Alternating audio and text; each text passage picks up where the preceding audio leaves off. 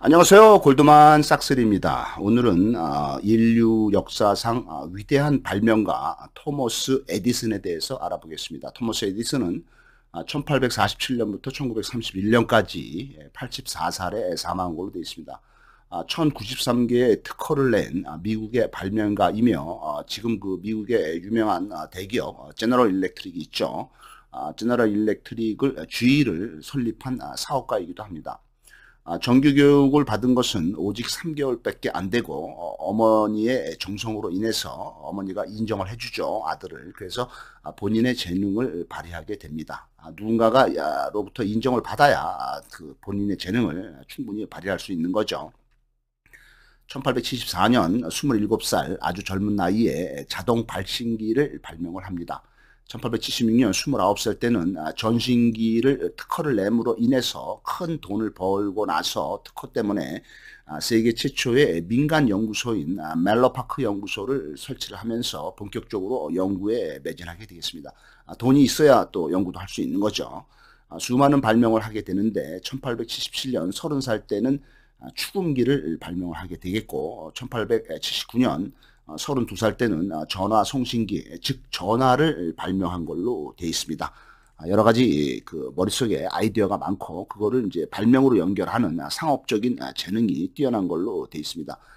1881년 34살 때는 전차를 실험을 해보게 되고 이때부터 이제 드디어 전기, 우리의 그 밝은 저녁을 밝혀주는 이 전기, 불빛을 만들게 되는 거죠. 그래서 전구의 발명과 송배전 부문의 발전으로 인해서 전기를 사용하게 된 것이 에디슨이 이제 한참 젊은 나이인 34살 때부터 시작이 되겠습니다. 1882년에 35살 때 발전소를 건설을 하게 되고 전기와 전기 냉장고를 발명을 하게 되겠습니다. 그 다음에는 이제 전기를 발명한 이후에는 그 다음에는 이제 영화 쪽에도 관심을 가져서 1888년에 41살 때 영화 제작법을 만들어 보고 그 다음에 이제 그 영화를 찍는 영사기를 발명을 하게 되겠습니다. 1895년 48살 때는 광물 분류법을 발명을 해서 광물을 어떻게 분류를 하는지 기계적으로 특허를 내게 되겠죠. 1900년 53살 때는 시멘트 공업을 개량을 하게 되고 1909년에는 62살 때는 엔진을 개발을 하고 또한 축전기를 개발을 한 걸로 되겠습니다.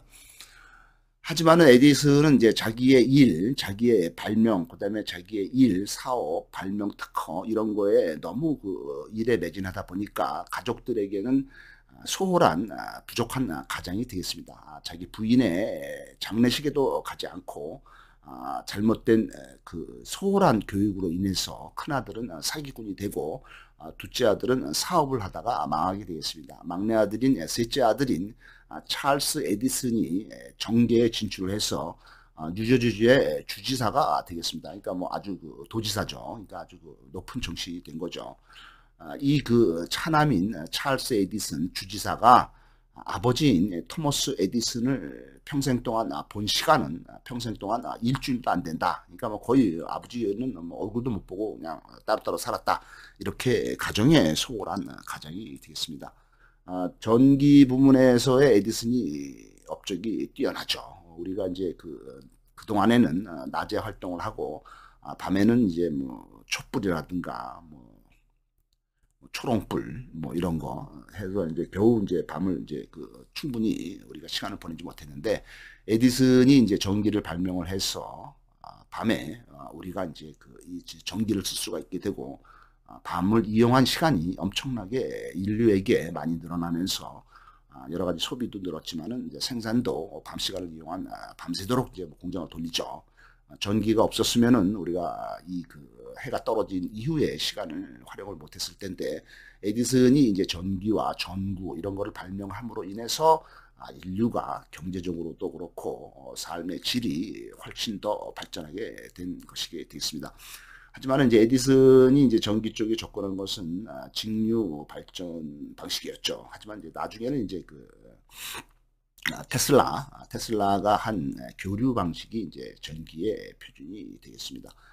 1882년에 에디슨이 35살 때 에디슨이 직류 소형 발전소를 이제 334개나 세우게 되겠습니다. 한참 이제 뻗어 나갈 때죠. 전기는 에디슨의 직류 모델에 반대를 한 웨스팅하우스의 교류 모델이 전기의 표준이 되겠습니다. 이 교류 모델을 개발한 사람은 에디슨 회사의 직원으로 있다가 독립한 니콜라 테슬라.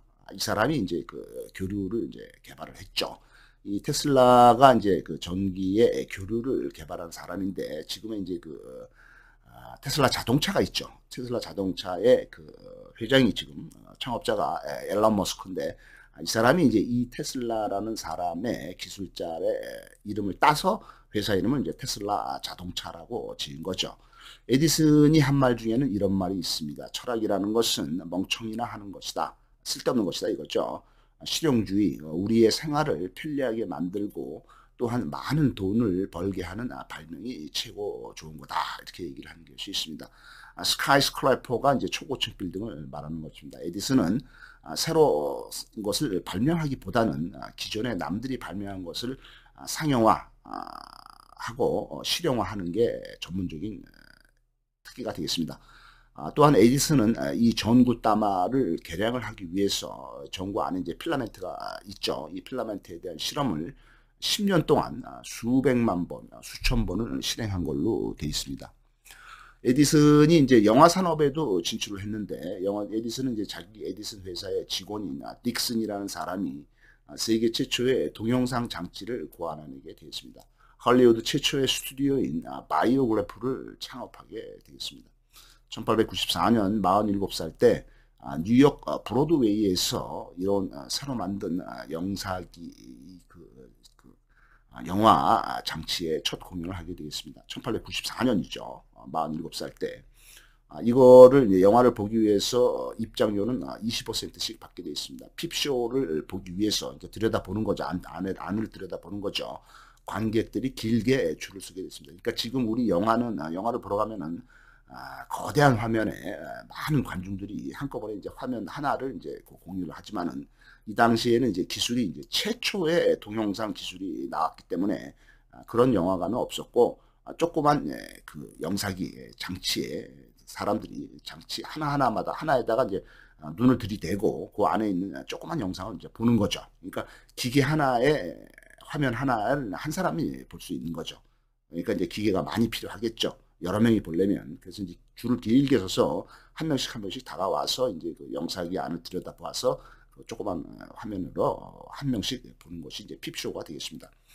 이 그 영상이 이제 키네토 스코프라고 했는데 이 키네토 스코프는 한 번에 한 명만이 볼 수가 있는 영상기가 되겠습니다. 1896년에 49살 때 새로 이제 계속 이제 개량을 하겠죠. 발전을 시키죠. 개선된 영상기로 브로드웨이에서 뉴욕이죠. 뉴욕에 있는 브로드웨이에서 줄거리가 있는 영화를 상영하게 됐습니다. 최초의 영화, 최초의 서부극인 포토의 대열차 강도를 상영하게 됐습니다. 이 영화는 11분 길이짜리고 14개의 장면이 나온 걸로 됐습니다. 핍쇼이기 때문에 이 기계에다가 눈을 들이대고 한 사람이 한 명씩만 볼 수가 있는 게 됐습니다. 그러니까 기계를 이제 많이 이제 생산을 해야 되죠. 여러 명이 와서 보러 오면 뭐 기다리는 시간이 많으니까. 그래서 1906년에 에디슨이 59살이 되었을 때 이 한 명씩만 볼 수 있는 이 영사기가 1000개가 만들어지게 되었습니다. 1000명이 한꺼번에 볼 수 있는 거죠. 매일매일 관객이 20만 명이나 보러 옵니다. 수억과 떼돈을 벌겠죠. 이렇게 인기가 있으면은. 근데 영사기는 부족하고, 영사기를 이제 부지런히 이제 많이 만들죠. 그래서 이제 1907년에 60살이 되었을 때 이 한 명이 볼 수 있는 영사기가 5,000개로 늘어나게 되겠습니다. 매일매일 관객이 20만 명이 찾아오게 되겠습니다.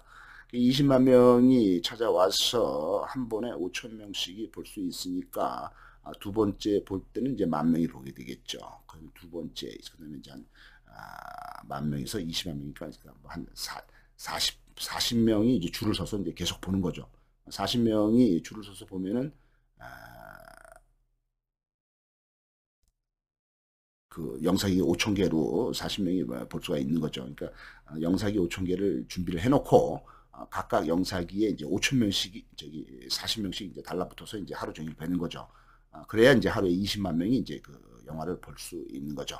그러니까 이제 그 40명, 한 줄에 40명이 있었다 이거죠. 한 줄에 40명, 한 줄에 40명씩 이 영화를 보는데 한 사람이 10분, 20분짜리 초기 영화, 그 포토의 대열차 강도가 10분 길이니까 40명이 10분이면은 이제 400분, 400분이면은 6, 4, 6, 6, 6, 6, 7, 42, 그러니까 7시간 이 정도 되겠죠. 그러니까 하루 종일 7시간, 8시간, 뭐 기다리는 시간이니까 뭐 로스 시간 있으니까 그러니까 이제 이렇게 하루 8시간 가서 이제 20만 명이 이제 영화를 봤다 이렇게 되어 있습니다. 이 영화 산업이 인기를 끄니까 1913년에 66살이 되었을 때 에디슨의 이제 영화사가 모션 픽처스였습니다. 이 당시 이제 뉴욕에 있던데 이게 MPPC라는 모션 픽처스라는 영화사가 뉴욕에서는 이제 독점을 하고 있었기 때문에 이 영화 산업이 이제 잘 되니까 딴 사람들도 여기에 이제 하려고 이제 들어오겠죠. 그래서 특히 이쪽에 뉴욕에 살고 있던 동유럽에서 온 유태인들, 가난한 유태인들이 돈을 벌기 위해서 이 영화 산업에 뛰어들었지만은 이 뉴욕에서 자리 잡고 있는 에디슨의 영화사가 워낙 막강하고 독점을 하고 있었기 때문에 에디슨한테 밀려서 장사가 안 되니까 이 유대인들이 서쪽으로 이주를 하죠. 그 영사기를 만든 걸 들고 서쪽으로 소규모 이 영화사들이 서쪽에 5,000km나 떨어져 있는 캘리포니아 헐리우드 쪽으로 이사를 해서 이쪽에서 이제 영화 산업이 이제 발달하게 됐습니다. 에디슨을 피해간 거죠. 1917년에 에디슨이 70살이 되었을 때 정부에서는 이 에디슨의 MPPC라는 회사 영화사가 너무 독점이다. 그렇기 때문에 독점을 이제 해산해라 이런 명령을 내린 것이 에디슨의 역사가 되겠습니다. 감사합니다.